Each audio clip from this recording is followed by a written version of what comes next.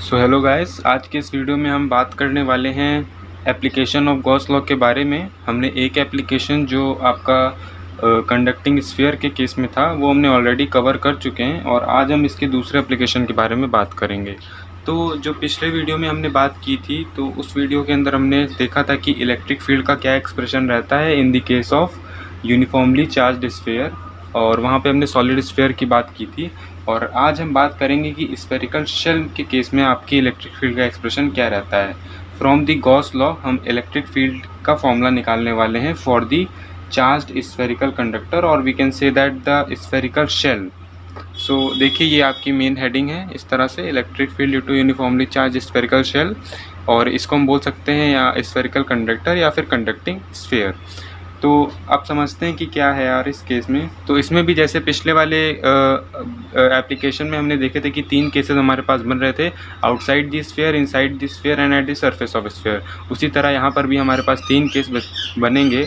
Case 1 होगा आपका external point पे, यानी कि स्फीयर के बाहर अगर कोई पॉइंट होता है तो वहाँ पर इलेक्ट्रिक फील्ड क्या रहती है, केस 1 आपका ये कहता है। तो देखिए, ये आपका एक नॉर्मल सा स्फीयर है। जैसा कि आप जानते हैं कि ये एक स्फेरिकल शेल है, यानी कि अंदर से खोखला होगा, तो जो भी चार्ज इस स्फेरिकल शेल पर होगा वो सारा इसके सरफेस पर आ जाएगा। ठीक है, इसके अंदर कोई भी चार्ज मौजूद नहीं होगा। तो जो भी चार्ज आया ये इसके सरफेस पर आ गया, और ये पी पॉइंट है जहाँ पर हमें इलेक्ट्रिक फील्ड कैलकुलेट करनी है। तो इस पी पॉइंट से जुड़ती हुई हमने एक लाइन बना दी जो कि सेंटर से पास हो रही है, यानी सेंटर और इस पी पॉइंट से एक लाइन हमने ज्वाइन कर दी। और इस पॉइंट पर जो भी इस चार्ज के कारण इलेक्ट्रिक फील्ड होगी उसका डायरेक्शन कुछ इस डायरेक्शन में होगा, यानी कि आउटवर्ड डायरेक्शन में होगा। जैसा कि ये पॉजिटिव चार्ज है, आप देख सकते हैं। उसी तरह ये कैपिटल आर इस स्फीयर की रेडियस हो गई, स्फेरिकल शेल की रेडियस हो गई, और ये पी पॉइंट पर हमें कैलकुलेट करनी है।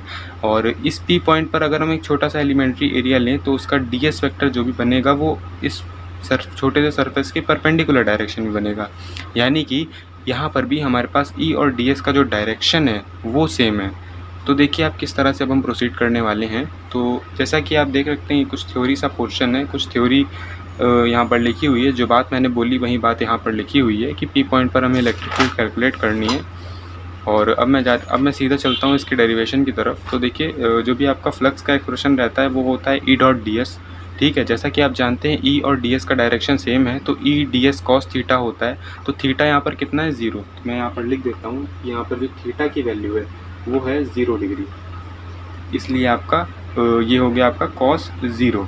ठीक है, तो ई डी एस कॉस 0 की वैल्यू होती है 1, तो ये बन गया आपका ई डॉट डी एस। ठीक है, सिमेट्री के कारण जो भी डायरेक्शन ई का है वो नॉर्मल है हर सरफेस एलिमेंट में, यानी कि किसी भी पॉइंट पर अगर आप देखेंगे तो इलेक्ट्रिक फील्ड का डायरेक्शन जो होगा वो perpendicular to the surface of sphere shell होगा। तो देखिए यहाँ पर ये हो गया आपका ई डॉट डी एस। ठीक है, अब देखिए ये आपका फ्लक्स आ जाता है ई डी एस। अब जो ये तो डी एस क्या है, ये डी एस है आपका ये जो आपने गॉसियन सरफेस अज्यूम किया है इसके इस पी पॉइंट से जो कि पास हो रहा है। तो इस पी पॉइंट से पास होने वाला जो गॉसियन सरफेस है उसका एरिया है, और ये स्मॉल आर क्या है, उसकी डिस्टेंस है। ये जो डिस्टेंस आपको लाइन दिख रही है ये स्मॉल आर डिस्टेंस है ओ से लेकर पी तक। तो इसका स्फीयर का एरिया क्या होता है, स्फेरिकल शेल का आपका हो जाएगा 4 पाई आर स्क्वायर। तो E into 4 pi r square ये आपका आ गया फ्लक्स। और गॉस लॉ क्या कहता है, गॉस लॉ कहता है कि जो भी फ्लक्स होगा आपका क्लोज सरफेस से पास होने वाला वो Q upon epsilon not times होगा। तो सिंपल हमने यही चीज़ इन दोनों इक्वेशन से हमने इनको इक्वेट कर लिया, जैसा कि आप जानते हैं लेफ्ट साइड हैंड सेम है और इसके राइट हैंड साइड को हमने इक्वेट कर लिया। तो यहाँ पर हमारे पास ई के लिए एक्सप्रेशन आ गया Q upon 4 pi epsilon not R square. जैसा कि आप देख सकते हैं ये हमारा मेन एक्सप्रेशन होगा फॉर एन एक्सटर्नल पॉइंट। अगर हम सरफेस की बात करें तो सरफेस पर जो भी क्या कह सकते हैं कि इलेक्ट्रिक फील्ड होगी वहाँ पर आपका जो स्मॉल आर की वैल्यू है वो कैपिटल आर हो जाएगी, है ना दोस्तों। तो जहाँ पर भी स्मॉल आर है वहाँ पर हम कैपिटल आर सब्स्टिट्यूट कर देंगे ऊपर वाले एक्सप्रेशन में, तो वो हमारा केस नंबर 2 बन जाएगा, यानी कि at the surface of spherical shell आपका क्या कहते हैं इलेक्ट्रिक फील्ड का एक्सप्रेशन आ गया यहाँ पर। अब तीसरा केस आता है आपका इनसाइड द स्फेरिकल शेल। ये केस थोड़ा इंपॉर्टेंट है। जैसा कि आप जानते हैं कि सॉलिड स्फीयर के अंदर से जो भी अंदर वाला जो भी हिस्सा होता है वो ठोस होता है, यानी कि उसमें जो भी चार्ज होगा वो अंदर भी होगा और सरफेस पे भी होगा, यानी कि पूरे इस सॉलिड स्फीयर पर आपका चार्ज एसोसिएट होगा। बट स्फेरिकल शेल के केस में जैसा कि आप जानते हैं कि वो अंदर से खोखला होता है, तो इसके अंदर कोई भी चार्ज नहीं होगा। ठीक है, इसके अंदर जो भी चार्ज होगा वो ज़ीरो हो जाएगा, ये आप जानते हैं। तो वही मैंने थ्योरी के फॉर्म में लिखा हुआ है कि दस according to Gauss law net outward flux जो भी होगा वो ज़ीरो हो जाएगा। क्यों? क्योंकि जैसा कि आप जानते हैं कि जो आपका फ्लक्स होता है वो होता है Q upon epsilon not Gauss law के अकॉर्डिंग। जब इसके अंदर कोई चार्ज ही नहीं है, यानी कि Q इनसाइड जो है वो आपका ज़ीरो हो जाएगा, तो आपका जो फ्लक्स हो जाएगा वो भी ज़ीरो हो जाएगा। तो उस अकॉर्डिंग जो आपका फ्लक्स आया, क्या आ गया? ज़ीरो आ गया। तो उसकी वजह से जो भी आपकी इलेक्ट्रिक फील्ड होती है, जैसा कि आप जानते हैं फ्लक्स क्या होता है, E डॉट डी एस होता है। E dot D S is equal to zero होगा, तो E भी आपका क्या हो जाएगा? ज़ीरो। तो जो भी electric field inside the spherical shell अगर हम निकालना चाहें वो हमेशा ज़ीरो आएगी।